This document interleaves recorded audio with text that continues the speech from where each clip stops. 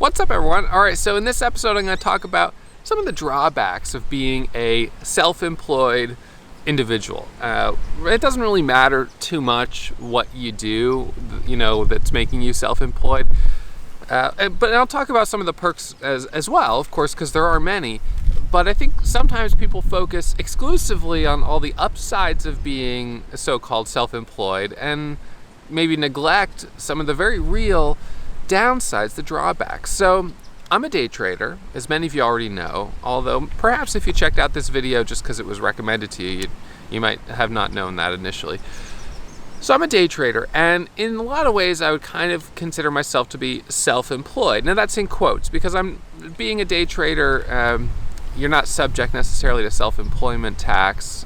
Day trading income is not considered self-employment income.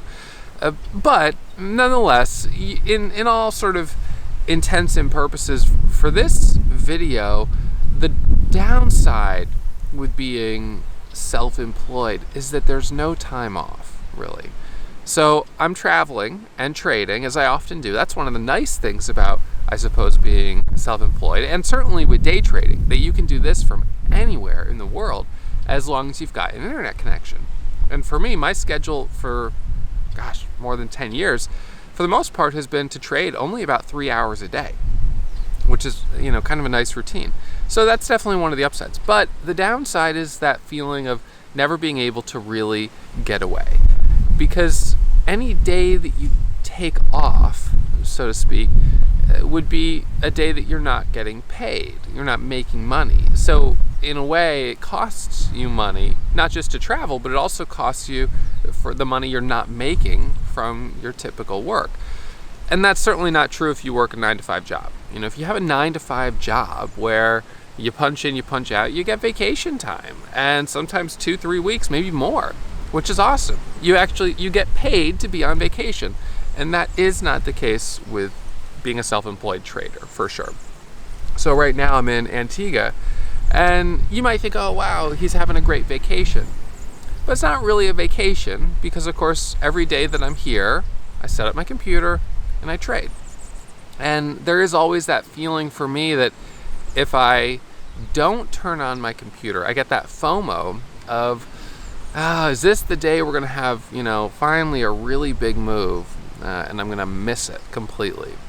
So one of the things that I often say with trading is that it's important to always show up, because you never know what day you might get some really nice momentum. And the fact is, I found that even just my top 10 days last year contributed 20% of my profits for the whole year.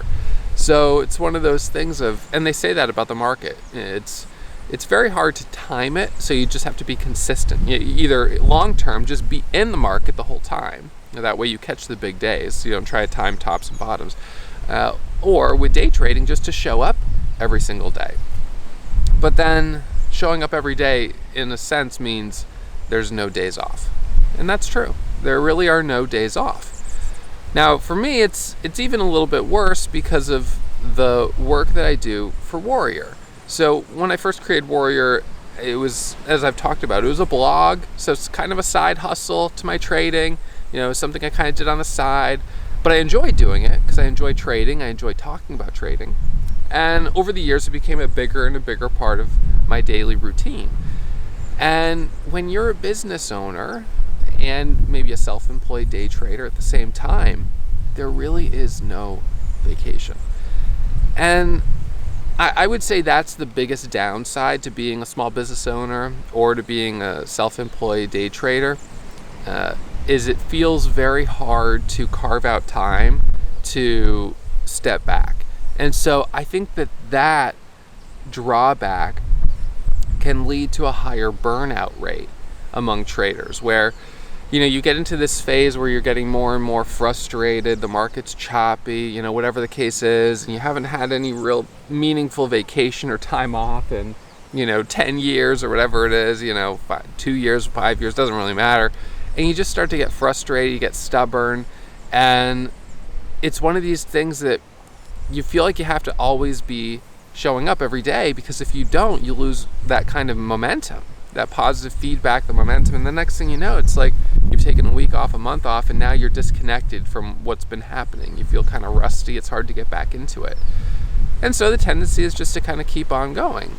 But that burnout risk, what it can lead to is a series of poor decisions, bad decision making, decision fatigue in a way, where you start taking trades that are maybe you're getting stubborn, or you're getting a little impatient and frustrated, and so you're just kind of jabbing the keys, but not with really as much strategy or discipline as you might typically have.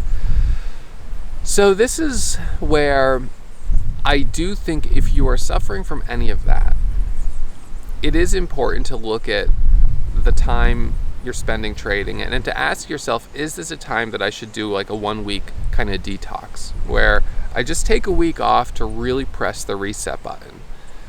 And I've only done that in my career. Well, I guess I've had 3, and this is over 10 years, 3 full weeks off. One was when I got married, and that was the first week off that I ever took trading, from when I started until that point. So that was, I had a bit of withdrawal. I was like, what do I do in the morning? This is weird. I don't know. It felt a little antsy, and unfortunately, I remember during that week, there were a lot of things on the warrior side that I still had to deal with, because I'm the boss. So in fact, that really wasn't much of a week off. The second week off that I took was when I got a concussion. I fell, hit my head, I lost consciousness, woke up, didn't know who I was, didn't know what my name, I knew nothing. I was like a blank slate. So it took me about a week to kind of recover from that. So I didn't trade for a week then. And that wasn't really much of a vacation either. That was mandatory time off. And then about a year and a half ago, I took a week off when I went to Turks and Caicos. And I remember that I was like, you know what, I think I need to take the week off because I was feeling burnt out. I was feeling kind of, just been a crazy year. And so I just said, I'm going to take the week off, and I'm going to, people at Warrior might be a little sad that I'm not there, and I've got some great students that'll sort of, step up while I'm gone. And it's only a week, so I'm going to do it.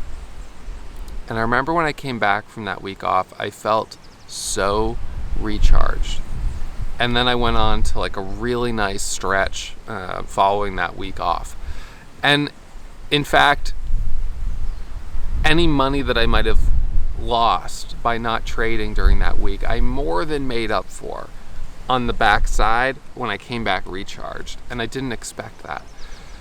So that now in a way does make me a bit of an advocate for if you're feeling that burnout, to try to prioritize that mental health and taking that time.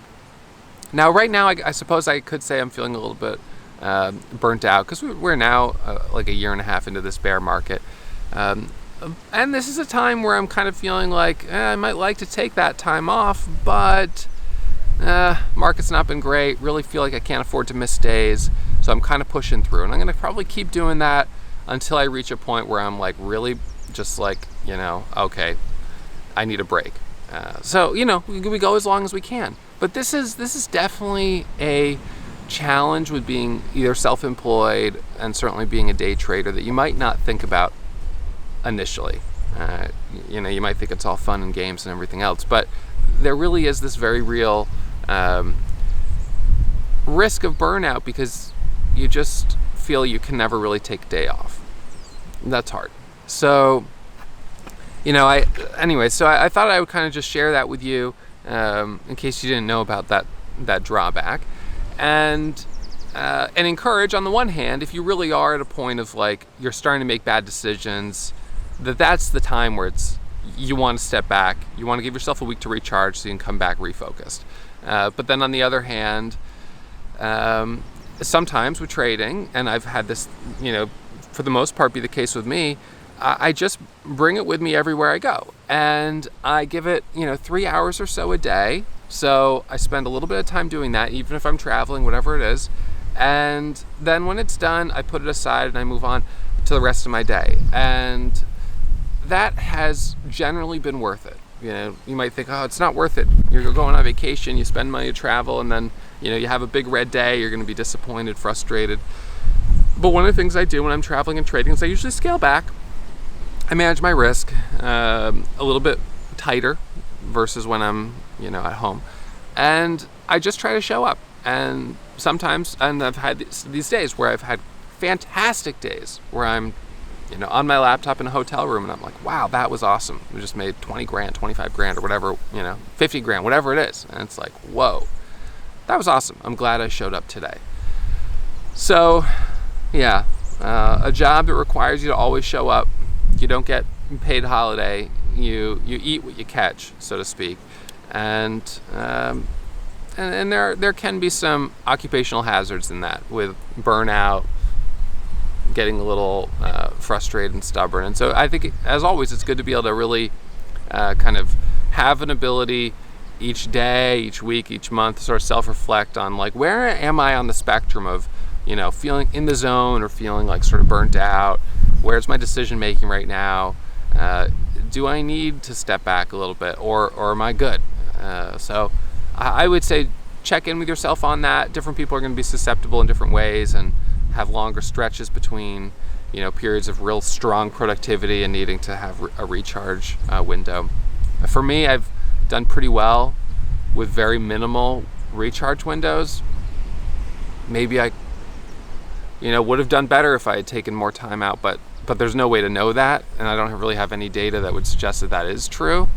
So for right now, just keep on grinding, and that's kind of part of being very independent. You're self-reliant, you're dependent on yourself for producing income. That's, in a way, that's sort of self-employed. And that there's a great sense of self-sufficiency and self-confidence that comes with that. But you do feel that you sometimes feel you can't really afford or shouldn't, step back and take the time off that maybe you should, maybe you actually need. So something to think about, some food for thought as I'm here traveling, trading, and working the whole time.